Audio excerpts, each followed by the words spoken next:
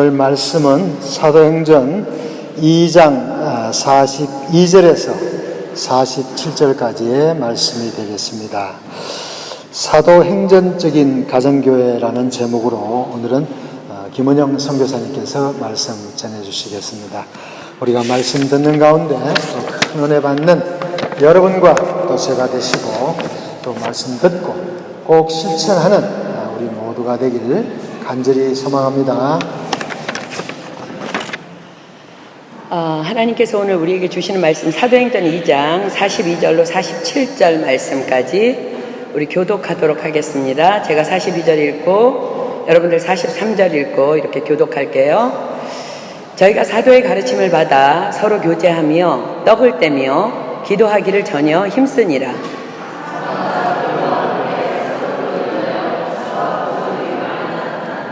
믿는 사람이 다 함께 있어 모든 물건을 서로 통용하고 날마다 마음을 같이하여 성전에 모이기를 힘쓰고 집에서 떡을 떼며 기쁨과 순전한 마음으로 음식을 먹고 하나님을 찬미하며 또 온 백성에게 칭송을 받으니 주께서 구원받는 사람을 날마다 더하게 하시니라. 아멘. 우리 잠깐 기도합니다. 하나님 감사합니다. 거룩한 주일을 저희들에게 허락하시고 하나님의 말씀을 저희들에게 주심을 감사합니다. 하나님께서 허락하신 말씀이 이제 선포되오니 하나님 당신의 능력으로 함께 임하여 주시고 말씀을 받는 이들의 심령 가운데 하나님께서 정말 들을 귀와 들을 마음을 열어주셔서 이들의 심령 가운데 뿌리 깊이 이 말씀이 박히며 30배, 60배, 100배로 결실할 수 있도록 역사하여 주시옵소서. 주께서 오늘 행하실 놀라운 일을 기대하고 찬양하오며 이 모든 기도 예수님의 이름으로 간절히 기도드립니다. 아멘. 우리 교회는 지금 사도행전적인 교회라는 하나님께서 주신 비전을 가지고 기도하며 한 걸음 한 걸음 나아가고 있습니다. 지난달 갑자기 하나님께서 강권적으로 제게 금식 기도를 명하셨습니다. 그리고 금식 기도 기간 내내 가장 강하게 주신 메시지가 우리 교회 안에 가정교회에 대한 말씀이었습니다. 우리 은혜교회 안에 9개의 가정교회가 사도행전적인 가정교회가 되어야 한다는 강한 감동을 날마다 금식하며 기도할 때마다 부어주셨습니다.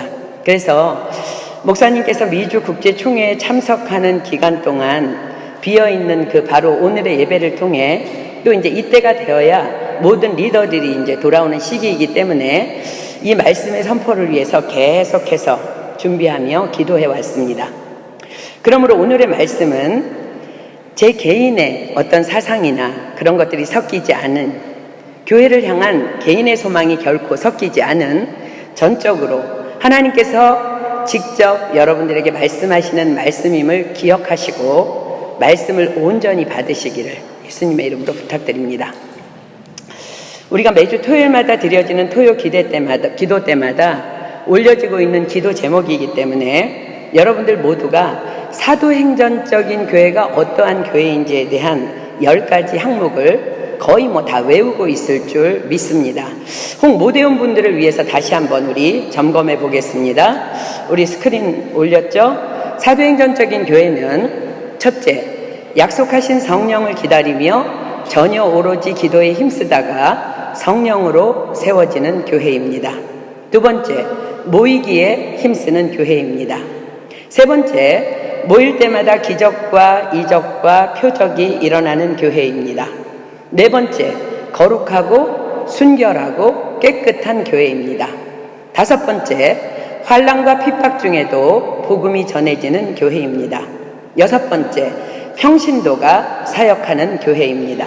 일곱 번째, 자신의 소유와 물질을 초월하여 섬기는 교회입니다. 여덟 번째, 믿지 않는 영혼들을 사랑으로 끝까지 섬기는 교회입니다. 아홉 번째, 땅끝까지 달려가 복음을 전하는 교회입니다. 열 번째, 그래서 사도행전 29장을 오늘도 써내려가는 교회입니다.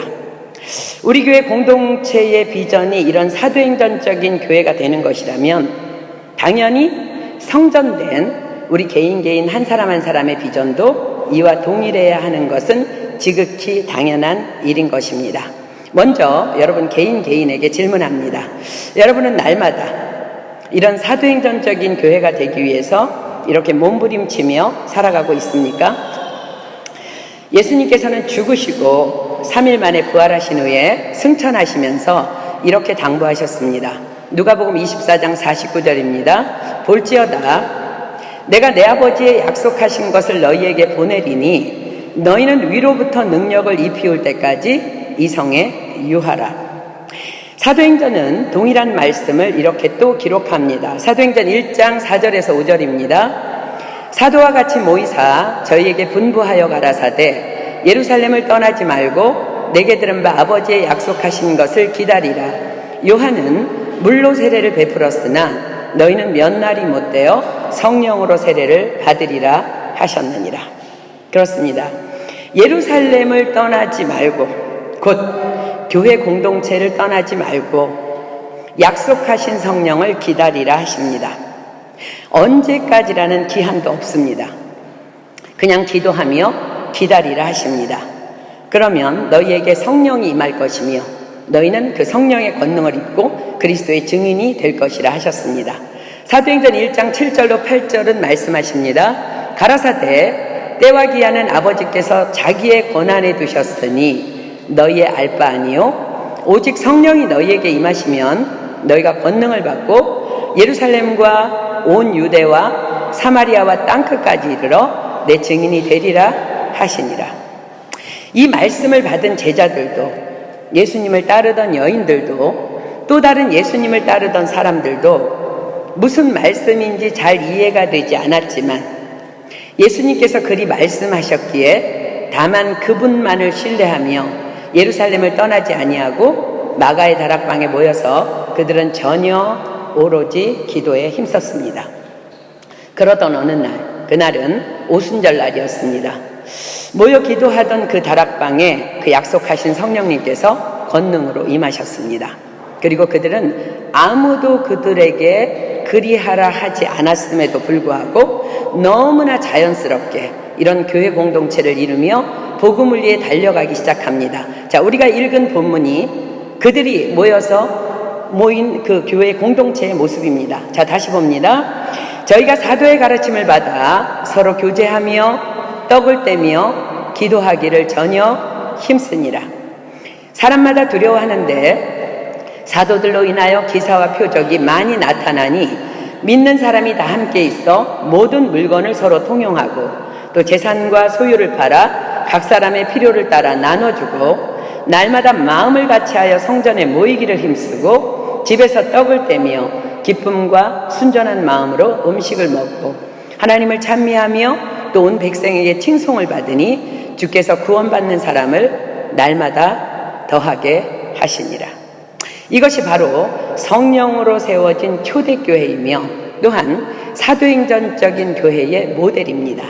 자, 이런 사도행전적인 교회의 기초가 무엇이라고요?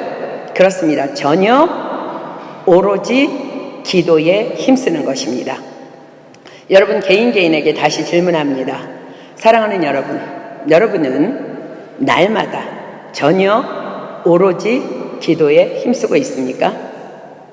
지금 여러분들이 전혀 오로지 기도에 힘쓰고 있다면 그 나머지 9가지는 자동으로 따라올 수밖에 없는 지극히 당연한 열매들입니다. 자, 다시 사도행전적인 교회가 어떤 교회인지 다시 가보겠습니다. 약속하신 성령을 기다리며 전혀 오로지 기도에 힘쓰다가 성령으로 세워지는 교회, 모이기에 힘쓰는 교회, 모일 때마다 기적과 이적과 표적이 일어나는 교회, 거룩하고 순결하고 깨끗한 교회, 환난과 핍박 중에도 복음이 전해지는 교회, 평신도가 사역하는 교회, 자신의 소유와 물질을 초월하여 섬기는 교회, 믿지 않는 영혼들을 사랑으로 끝까지 섬기는 교회, 땅끝까지 달려가 복음을 전하는 교회, 그래서 사도행전 29장을 오늘도 써내려가는 교회입니다. 자, 사도행전적인 교회 첫째가 뭐라고요? 약속하신 성령을 기다리며 전혀 오로지 기도에 힘쓰다가 성령으로 세워지는 교회입니다. 예수님께서는 구하는 자에게 너희 천부께서 성령을 주시지 않겠느냐라고 말씀하셨습니다. 누가복음 11장 13절입니다. 너희가 악할지라도 좋은 것을 자식에게 줄 줄 알거든 하물며 너희 천부께서 구하는 자에게 성령을 주시지 않겠느냐 하시니라. 그래서 약속을 받은 120명의 믿음의 동지들은 마가의 다락방에 모여 그리도 힘쓰고 애쓰며 전혀 오로지 기도에 힘썼던 것입니다. 과연 약속대로 성령님은 권능으로 오셨고 그들은 아무도 그리하자 하지 않았지만 함께 하나 되어 일어나 복음을 위해 달려 나아갑니다. 그래서 그들은 복음을 위해 전혀 오로지 기도에 힘쓰다가 성령이 임하자마자 그냥 모이기에 힘썼고 모일 때마다 기적과 이적과 표적이 일어나는 교회가 되었고 거룩하고 순결하고 깨끗한 교회일 수밖에 없었고 환난과 핍박 중에도 전혀 아랑곳하지 않고 복음을 전했고 평신도와 사역자의 구분 없는 사역이 가능했고 자신의 소유와 물질을 초월하여 섬기는 자들이 되었고 믿지 않는 영혼들을 사랑으로 끝까지 섬기는 교회일 수밖에 없었고 그러니 당연히 땅끝까지 달려가 복음을 전하는 자들이 되었고 그렇게 그들은 본받은 후세대들에 의해서 오늘도 사도행전 29장이 써내려 가지고 있는 것입니다. 그렇습니다. 이 모든 기초가 되는 열쇠는 전혀 오로지 기도에 힘쓰는 교회입니다. 우리 모두는 하나 되어 이 사도행전적인 교회라는 비전으로 달려나가고 있지만 문제는 우리 안에는 여전히 연약하고 믿음이 없어 따라오기를 힘겨워하고 있는 지체들도 있다는 것입니다. 그래서 교회 안에는 소그룹 모임인 가정교회가 필요한 것이며 그래서 각 가정교회가 먼저 사도행전적인 교회가 되어야 하는 것입니다. 자, 이제 사도행전적인 가정교회가 되기 위해서 사도행전적인 교회에서 사도행전적인 가정교회로 이름을 바꿔서 한번 여러분들 함께 선포했으면 좋겠습니다. 자, 제가 1, 그럼 함께 있습니다. 시작. 1. 약속하신 성령을 기다리며 전혀 오로지 기도에 힘쓰다가 성령으로 세워지는 가정교회. 2. 모이기에 힘쓰는 가정교회. 3. 모일 때마다 기적과 이적과 표적이 일어나는 가정교회. 4. 거룩하고 순결하고 깨끗한 가정교회. 5. 환난과 핍박 중에도 복음이 전해지는 가정교회. 6. 평신도가 사역하는 가정교회. 7. 자신의 소유와 물질을 초월하여 섬기는 가정교회. 8. 믿지 않는 영혼들을 사랑으로 끝까지 섬기는 가정교회. 9. 땅끝까지 달려가 복음을 전하는 가정교회. 10. 그래서 사도행전 29장을 오늘도 써내려가는 가정교회. 자, 지금부터 각 가정교회 목자님들 그리고 목원들은 잘 들으십시오. 사도행전적인 가정교회의 첫째가 뭐라고 해? 다시 여러분들 기억 반드시 해야 합니다. 약속하신 성령을 기다리며 전혀 오로지 기도에 힘쓰다가 성령으로 세워지는 가정교회입니다. 각 가정교회 목자님들은 오늘부터 철저히 점검해 주시기를 부탁합니다. 우리 가정교회 식구들이 한 사람도 빠짐없이 매일매일 날마다 전혀 오로지 기도에 힘쓰고 있는지를, 이것은 너무나 중요한 사역입니다. 왜냐하면 기도하지 않는다면 사도행전적인 교회는 그 존재 자체가 불가능하기 때문입니다. 어떤 사람이 이런 상담을 해왔습니다. 나에게는 믿는 부모님이 계시는데 교회에서 직분도 있으시고 중직자의 위치에서 섬기고 계시는데 믿음에 관한 어떤 대화를 나눌 때면 전혀 믿는 분 같지 않다는 것입니다. 너무 세상적인 가치관을 가지고 자신을 가르치고 권면하시기 때문에 너무 답답하다는 것입니다. 어찌해야 할지 모르겠다는 것입니다. 사랑하는 여러분, 답은 무엇일까요? 답은요, 너무 간단합니다. 교회라고 다 교회가 아니라는 것입니다. 교회 다닌다고 다 크리스찬 아니라는 것입니다. 장로라고 다 장로가 아니라는 것입니다. 권사라고 다 권사가 아니라는 것입니다. 목사라고 다 목사 아니라는 것입니다. 선교사라고 다 선교사가 아니라는 것입니다. 비록 나의 부모님이시기는 하지만 전혀 하나님의 말씀과 상반되는 삶을 살아가고 계시다면 그분은 미안하지만 크리스천 아닙니다. 엎드려 하나님께 지혜를 구하며 미전도 종족을 섬기듯이 지혜롭게 부모님을 섬겨야 할 것입니다. 우리 가정교회 안에도 마찬가지입니다. 지금 교회에 나오고 있다고, 가정교회에 속해 있다고 다 믿음의 사람 아니라는 것입니다. 그들 모두가 하나님의 진정한 몸된 교회가 되게 하기 위해 우리가 하고자 하는 일이 바로 모든 가정교회 지체들이 전혀 오로지 기도에 힘쓰는 자들이 되도록 돕고 권면하자는 것입니다. 성경은 말씀하십니다. 고린도전서 12장 3절.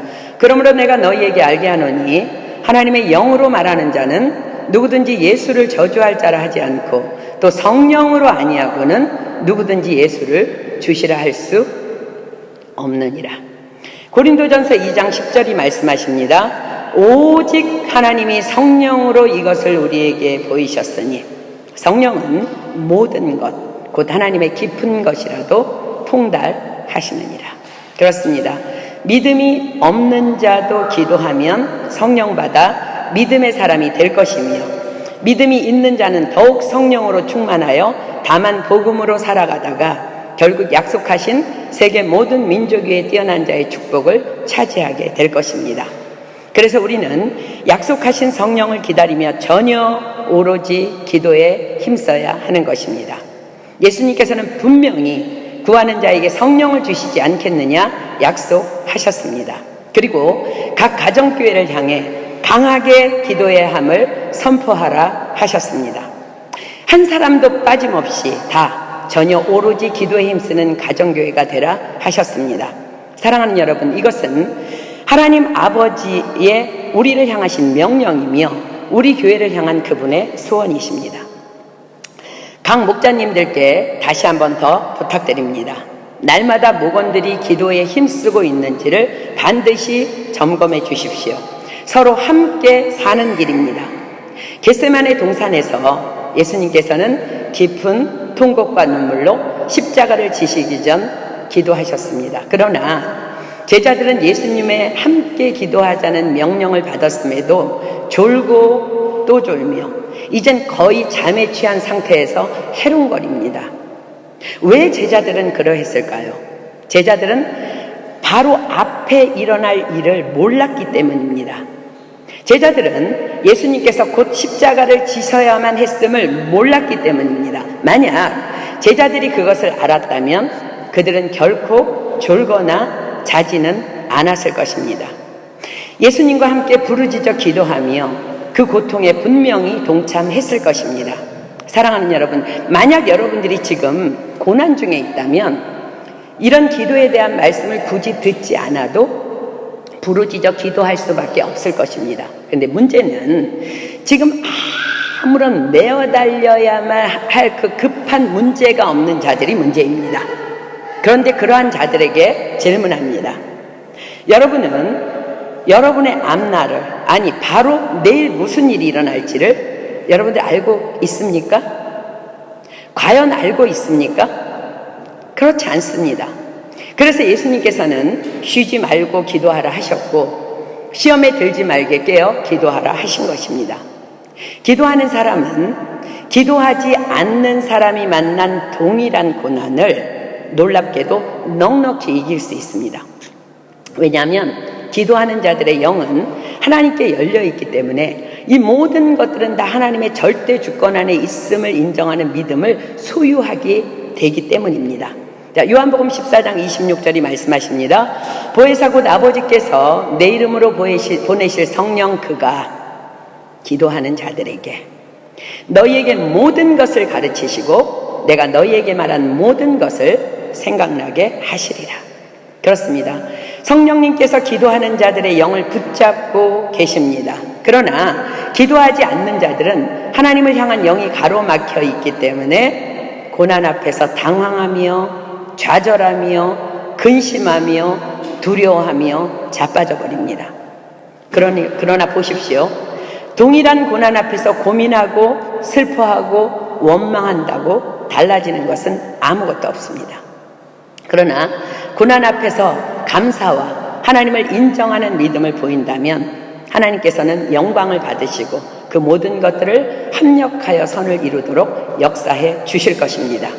사랑하는 여러분, 만약 나의 가정교회 식구가 여전히 기도의 삶을 살지 못하는데 그냥 방관한다면 그것은 하나님 앞에서의 범죄함임을 반드시 기억하십시오.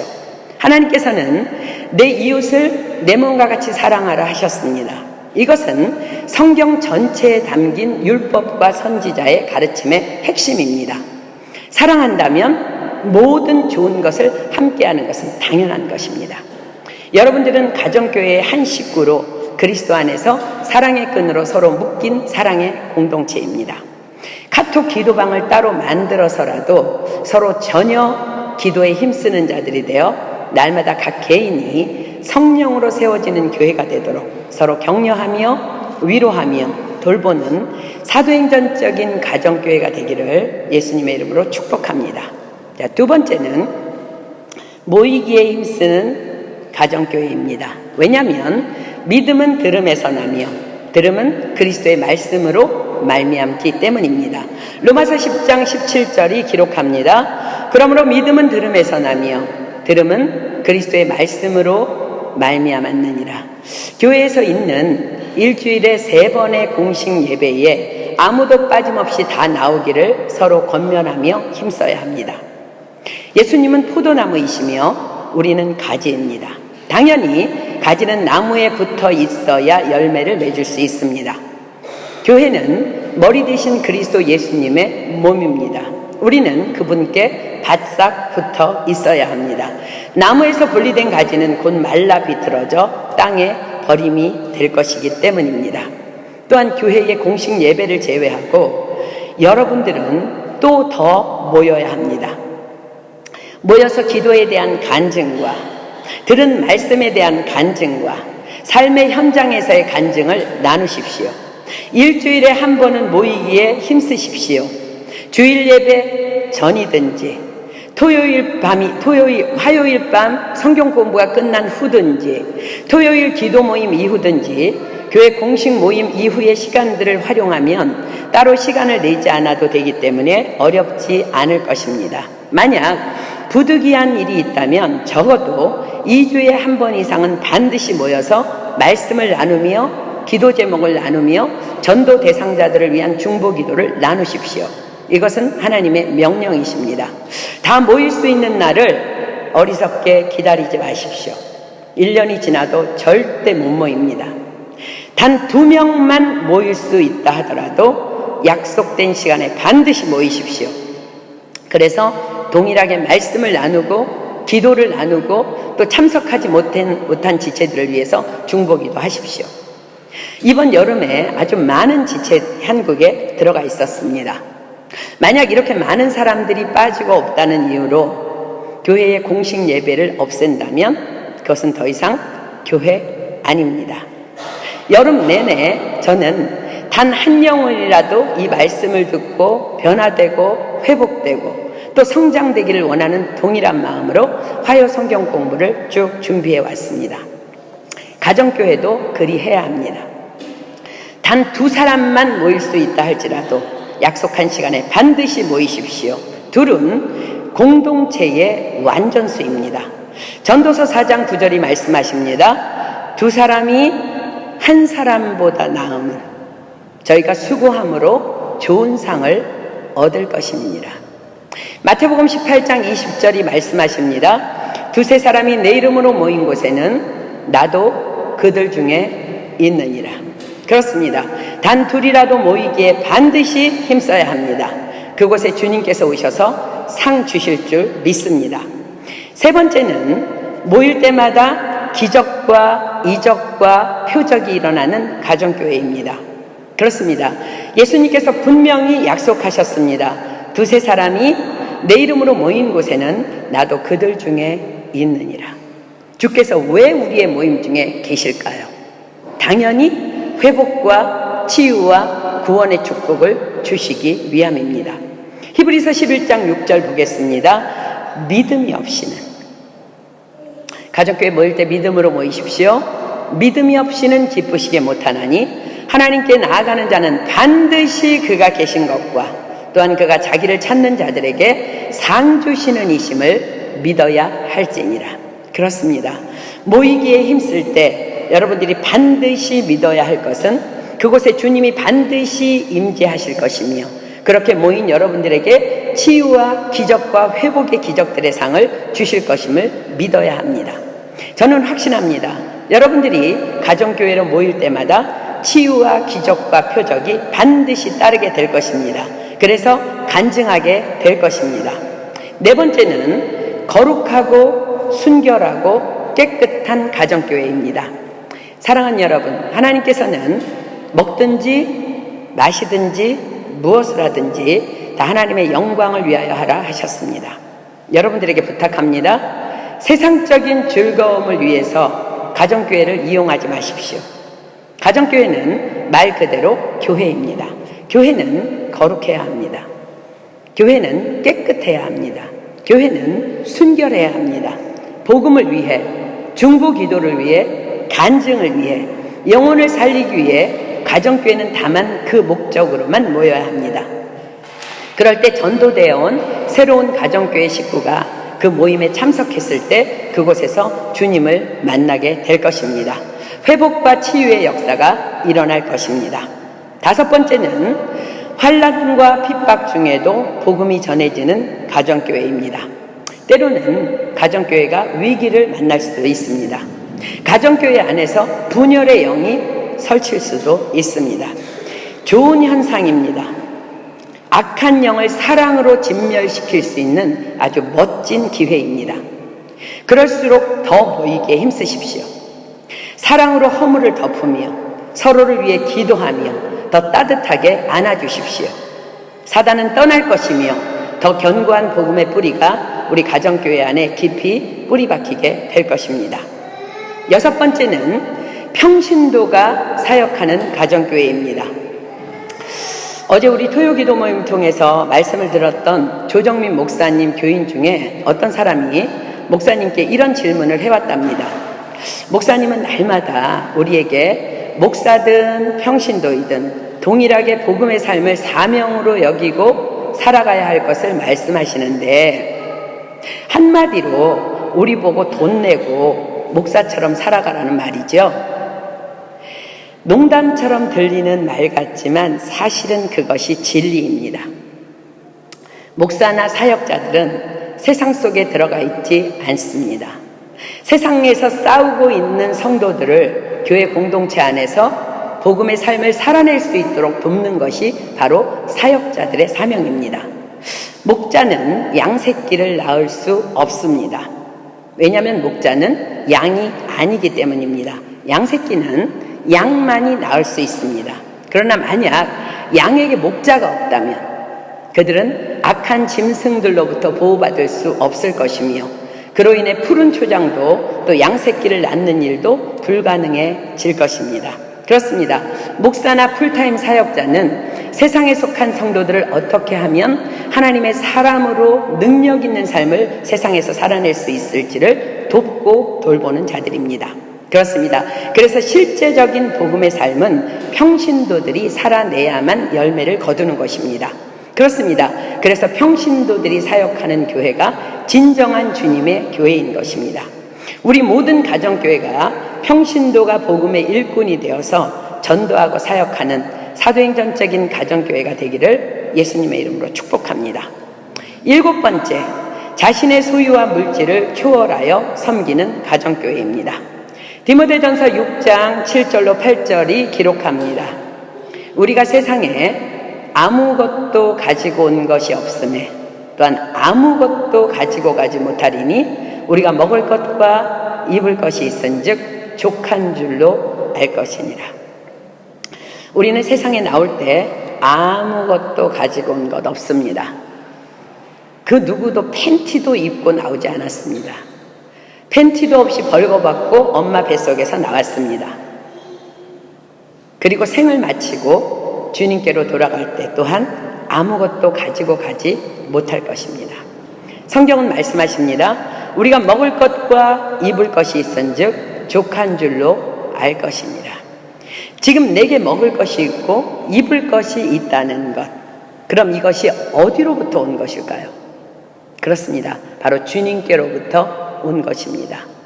그래서 주님은 말씀하십니다. 우리가 먹을 것과 입을 것이 있은즉 족한 줄로 알 것입니다. 이 말씀은 나에게 먹을 것과 입을 것 외에 더 주신 것은 내 것이 아니라 남에게 이웃에게 베풀라고 하나님께서 맡겨놓으신 하나님의 것이라는 것입니다. 오늘 예배 후에 혹이라도 끼니를 걱정해야 하는 사람이 혹이나 있나요? 만약 그런 사람이 있다면 제게 오십시오. 주께서 제게 맡겨두신 것이 있으니 나누어 드리겠습니다. 그러나 우리 중에는 끼니를 걱정하는 사람은 아무도 없을 것입니다. 그렇다면 그 모든 것은 다 누구의 것이라고요? 이웃을 위해 사용하라고 맡겨놓으신 선교와 전도와 구제를 위해서 하나님께서 맡겨놓으신 하나님의 것이라는 말씀입니다. 그런데 더 놀라운 것은 하나님의 것을 나누어 주었음에도 불구하고 하나님께서는 우리에게 반드시 갚아주시마 약속하고 계시다는 것입니다. 누가복음 6장 38절입니다. 주라 그리하면 너희에게 줄 것이니 곧 후히되어 누르고 흔들어 넘치도록 하여 너희에게 안겨주리라. 그러나 너희가 만약에 헤아린다면, 너희 것을 아낀다면 그 헤아림으로 너희도 헤아림을 도로 받을 것이니라. 마가복음 10장 21절이 기록합니다. 가서 내 있는 것을 다 팔아 가난한 자들에게 주라. 그리하면 하늘에서 부화가 내게 있으리라. 마태복음 6장 33절입니다. 너희는 먼저 그의 나라와 그의 의를 구하라. 그리하면 이 모든 것을 너희에게 더하시리라. 아멘. 가정교회 식구들 만나면 아끼지 마십시오. 다 베풀고 나누어 주십시오. 마치 푼수쟁이들처럼 그냥 손을 막 펴십시오. 하나님의 갚으심의 놀라움을 경험할 것입니다. 수년 전 참 인색한 한 자매가 있었습니다. 모든 먹는 모임에는 절대로 빠짐없이 다 참석하면서 그 누구를 자신의 집에 초대하거나 커피 한 잔 대접하는 적이 없는 자매였습니다. 누군가의 초대를 받아 가도 물 한 병 사가는 법이 없습니다. 하다못해 이사를 도와주거나 자동차로 물건을 날라주어도 입으로만 고맙다 할 뿐 단 한 번도 물질로 감사를 표한 적이 없었습니다. 그러나 그 자매의 주변 지체들은 힘들었지만 입을 꽉 다물고 그에게 단 한마디의 지적이나 불평 없이 그 자매를 끝까지 섬겨주었습니다.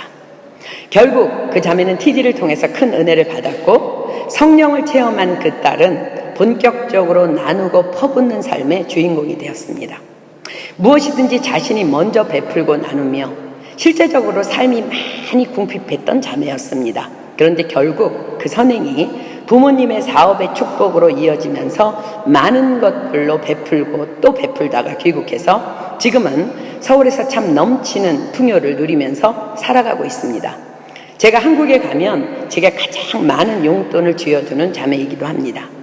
사랑하는 여러분, 지금 여러분들의 소유, 먹는 것, 입은 것 외에 남아있는 모든 것, 여러분 핸드백 안에 들어있는 모든 것, 다 이웃을 향해 손을 펴라고 주신 하나님의 것입니다.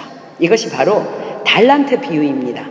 하나님의 것을 나누었을 뿐인데 하나님은 이렇게 축복하십니다. 마태복음 25장 21절 그 주인이 이르되 잘하였도다. 착하고 충성된 종아, 내가 작은 일에 충성하였으네. 내가 많은 것으로 내게 맡기리니 내 주인의 즐거움에 참여할지어다. 아멘. 8번째는 믿지 않는 영혼들을 사랑으로 끝까지 섬기는 가정교회입니다. 사랑하는 여러분, 여러분의 가정교회 안에는 분명히 교회 안에 있지만 은혜 밖에 있는 지체들이 있습니다. 우리 토요 기도 모임 때마다 첫 번째 기도 제목이기도 합니다. 또한 속썩이는 지체들도 있고 얌체 같은 자들도 있습니다. 교회를 떠나 방황하고 있는 지체들도 있습니다. 가정교회는 바로 그런 자들을 위해 중보하며 사랑으로 변화시키기 위해 존재하는 공동체입니다. 주님께서는 분명히 말씀하셨습니다. 마태복음 18장 19절입니다. 진실로 다시 너희에게 이르노니 너희 중에 두 사람이 땅에서 합심하여 무엇이든지 구하면 하늘에 계신 내 아버지께서 저희를 위하여 이루게 하시리라. 얌체들을 위하여가 아니라, 속썩이는 자들을 위하여가 아니라 중보하는 너희들을 위하여 그 일을 이루시겠다고 말씀하십니다. 이 약속이 있음에도 불구하고 여러분들의 가정교회 안에 여전히 교회 안에 있지만 은혜 밖에 있는 자들이 있다면, 또 얌체 같은 자들이 있다면, 여전히 교회 밖에 있는 자들이 있다면 그 이유는 여러분들이 그들을 위해 사랑으로 중보하고 있지 않기 때문입니다. 교회의 사명은 기도하는 것입니다. 모일 때마다, 아니 더 많이 자주 모여서 이들을 위해서 사랑으로 끝까지 기도하십시오. 그리고 밥도 사 먹이고 끝까지 섬겨주십시오. 이것이 바로 가정교회의 최고의 사명입니다. 9번째는 땅끝까지 달려가 복음을 전하는 가정교회입니다. 사랑하는 여러분, 가정교회가 모이면 선교를 위해 기도해야 합니다. 지방사역에 그룹별로 동참하려고 힘써야 합니다. 이것이 바로 사도행전적인 가정교회의 참 모습입니다. 때로는 터키나 외국 선교에 시간이 없어서 혹은 물질이 없어서 가고 싶지만 동참하지 못하는 경우가 있습니다. 시간이 없어서 못 간다면 다른 사람이 갈 수 있도록 물질이 없어서 못 가는 지체들을 물질로 도우십시오. 당연히 이것도 선교에 동참하는 것입니다. 모이면 선교를 위해 기도하며 솔직하게 자신을 내려놓으십시오. 난 내년 4월에 터키가 너무 가고 싶다. 그런데 도무지 형편이 안 된다. 그러면 가정교회 식구들은 힘을 모아서 돈을 모으고 거두십시오. 그것이 바로 하나님께 드리는 선교비입니다. 그래서 가정교회 식구들을 보내십시오. 터키도 보내고 오스트리아도 보내고 동독도 보내고 계속 보내십시오. 이것이 바로 땅끝까지 달려가 복음을 전하는 것입니다. 그래서 선교를 위해 물질이 없어 못 가는 지체가 없도록 힘쓰는 모든 사도행전적인 가정교회가 되기를 예수님의 이름으로 축복합니다. 마지막 10번째는 그래서 사도행전 29장을 오늘도 써내려가는 가정교회입니다. 그렇습니다. 우리가 오늘도 여전히 사도행전적인 가정교회가 되기 위해서 약속하신 성령을 기다리며 전혀 오로지 기도에 힘쓰다가 성령으로 세워지는 가정교회로 나아간다면, 모이기에 힘쓰는 가정교회로 나아간다면, 모일 때마다 기적과 이적과 표적이 일어나는 가정교회로 나아간다면, 거룩하고 순결하고 깨끗한 가정교회로 나아간다면, 환난과 핍박 중에도 복음이 전해지는 가정교회로 나아간다면, 평신도가 사역하는 가정교회로 나아간다면, 자신의 소유와 물질을 초월하여 섬기는 가정교회로 나아간다면, 믿지 않는 영혼들을 사랑으로 끝까지 섬기는 가정교회로 나아간다면, 땅끝까지 달려가 복음을 전하는 가정교회로 나아간다면 그것이 바로 10번째 사도행전 29장을 오늘도 써내려가는 가정교회가 되어 나아가고 있는 것입니다. 사랑하는 모든 가정교회 목자들과 목원들께 다시 한번 예수님의 이름으로 선포합니다. 하나님께서 가장 기뻐하시는 개인 개인의 교회가 될 뿐 아니라 이젠 사도행전적인 가정교회를 이루어서 하나님의 꿈을 이루어드리는 멋진 가정교회들이 되기를 예수님의 이름으로 축복합니다. 하나님께서 너무나 강권적으로 우리 교회 가정교회에 대해서 향해서 말씀하셨기 때문에 오늘 목사님이 없는 교회에 이런 말씀을 선포할 수 있도록 행하신 하나님께 영광 돌립니다. 자, 우리 함께 찬양팀 나와서 주님의 거룩한 교회를 위해 우리는 끝까지 싸우리.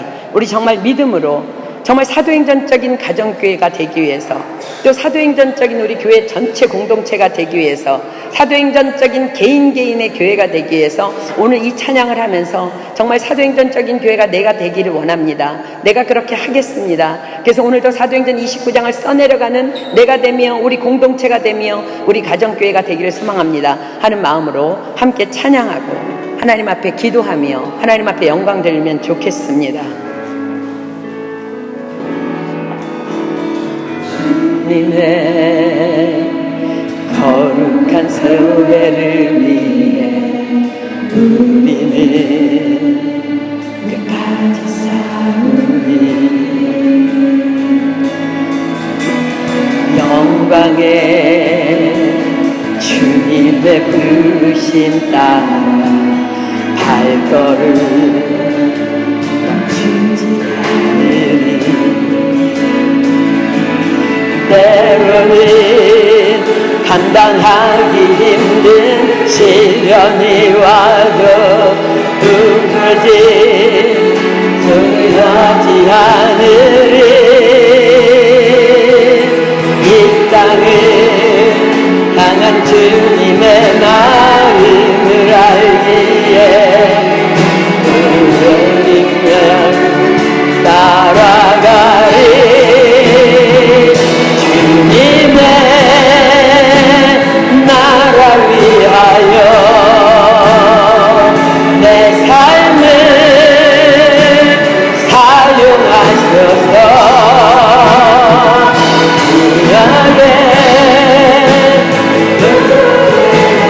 다시 불어 올 그날 향해 내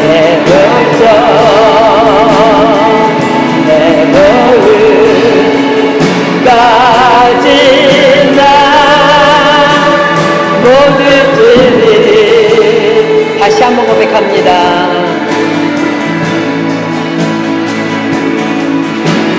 주님의 거룩한 교회를 끝까지 싸우리. 영광의 주님의 부르심 따라 발걸음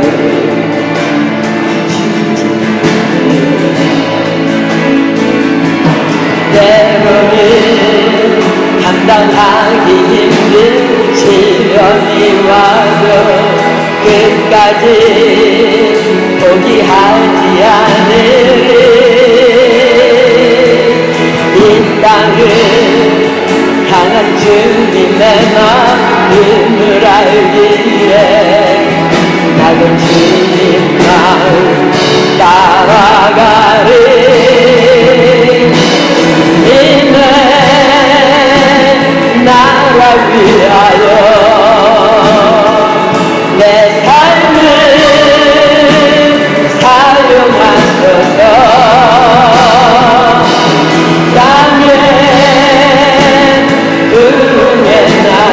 다시 들어올 그날에 내 열정 내 걸음까지 나 모두 오른손 높이 올립니다. 주님의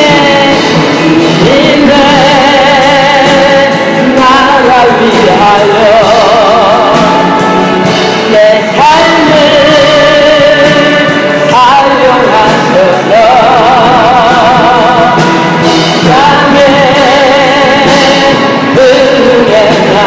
다시 들어올 그날 향해 내 열정 내 걸음까지 나 모두 드리.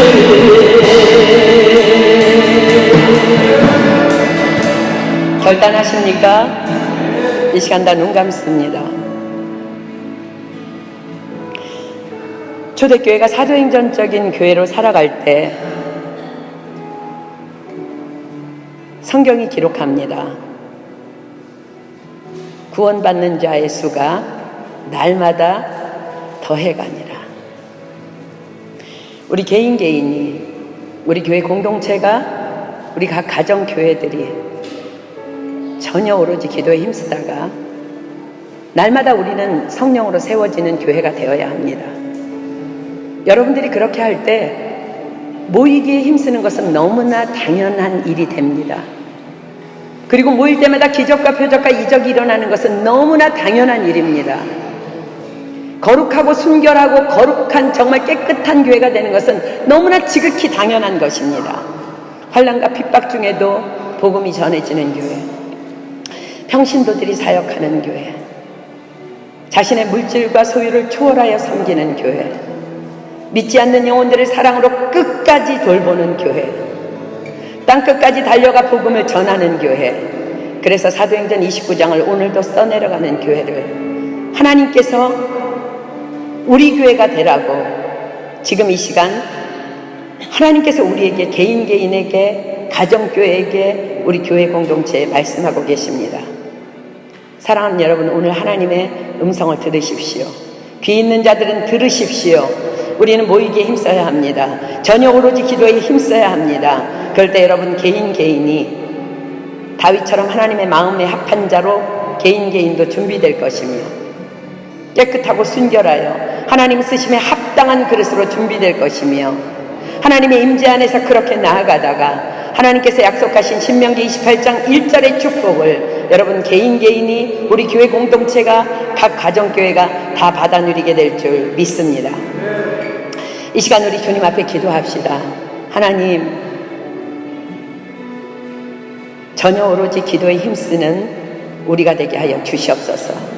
우리가 그 일만 주님 앞에 온전히 드릴 때 성령님께서 권능으로 우리에게 임하실 것이며 9가지 사도행전적인 교회는 주님께서 이루실 것을 믿습니다. 하나님, 우리 한 사람 한 사람이 전혀 오로지 기도에 힘쓰는 그러한 자들 되게 하여 주시옵소서. 우리 가정교회 그러하지 못한 자들을 위해서 제가 권면하며 그들을 위해 중보하며 그렇게 나아갈 것을 약속하오니 하나님, 우리 교회에 단 한 사람도 사도행전적인 교회로 살아가지 못하는 자들이 없도록 하나님, 전혀 오로지 기도에 힘쓰는 우리가 될 수 있도록 이 시간 당신의 불을 던져 주시옵소서. 어리석은 마음들 가운데 불을 던져 주시옵소서. 어리석음들을 소멸하여 주시옵소서. 교만과 거만의 영은 떠나갈지어다. 이 시간 주님 앞에 기도할 때에 성령님께서 오실 것이며 우리는 이 자리에서 능력받고 일어나게 될 것을 믿습니다. 우리 주여 삼창합니다. 시작. 주여, 주여, 주여. 올라오라.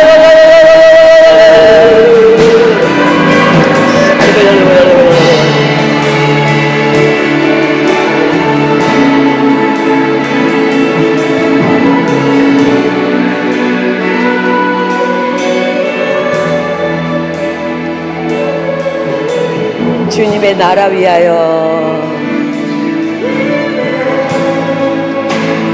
나라 위하여 내 삶을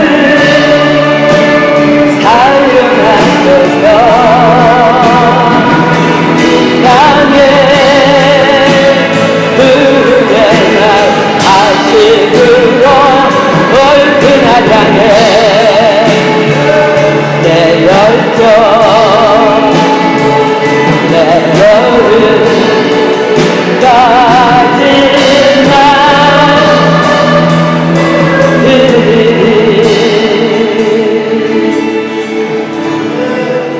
아멘. 우리 9명의 목자들 다 앞에 나오겠습니다. 다 나오십시오. 9명의 목자들 다 앞으로 나오겠습니다. 이 앞에 쭉 한번 서보세요.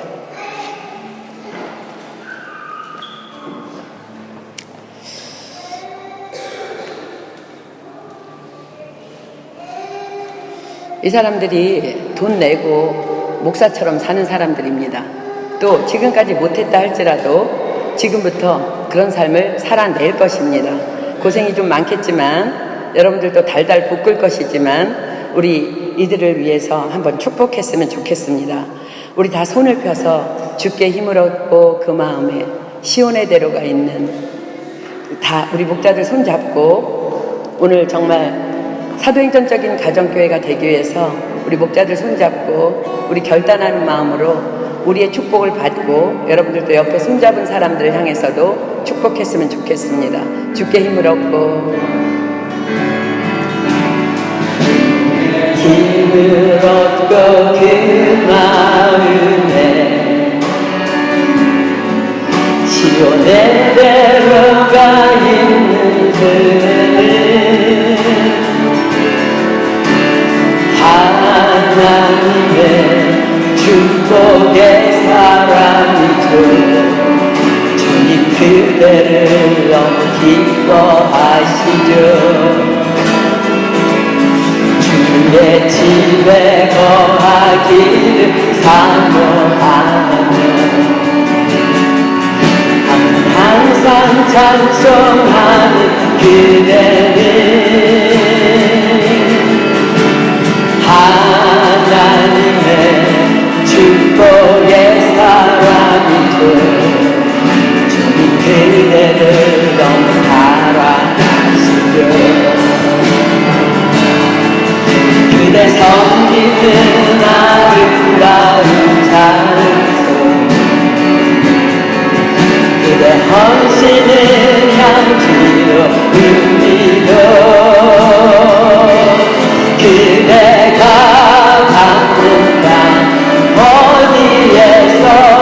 어디에서라도 주님의 마음 높아질 거예요. 그대 섬기는 아름다운 자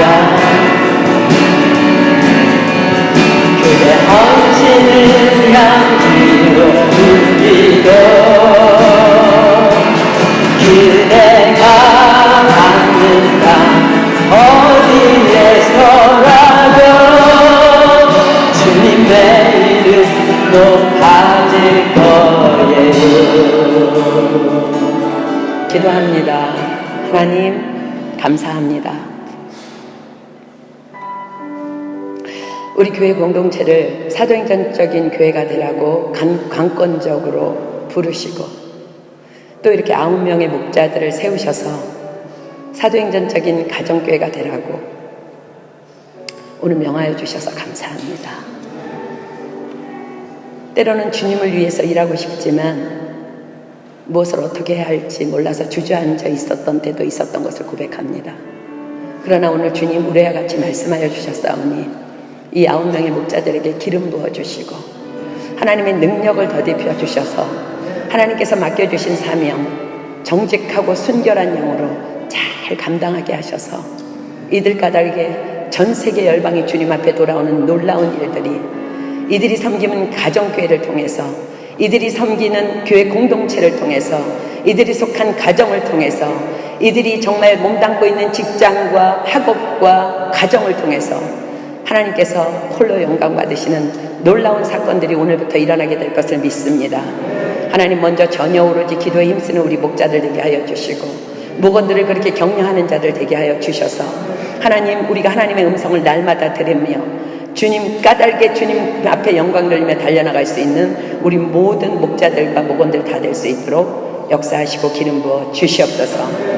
하나님께서 이 시간 세상으로 파송하시오니 하나님께서 이들의 삶을 책임져 주시고 하늘에 기름진 것, 하늘에 신령한 것, 땅에 기름진 것들로 좋은 것들로 우리 9명의 목자를 채워주시고 그 축복이 목원들에게 세상으로 흘러나갈 수 있도록 역사하여 주시옵소서. 오늘 귀한 예배를 통해서 말씀 주신 주님을 찬양하고 목자들을 축복하시는 주님께 영광 돌리며 이 모든 기도 예수 그리스도 이름으로 감사하며 간절히 기도드립니다. 아멘. 우리 목자들 박수하고 들어가도록 하겠습니다.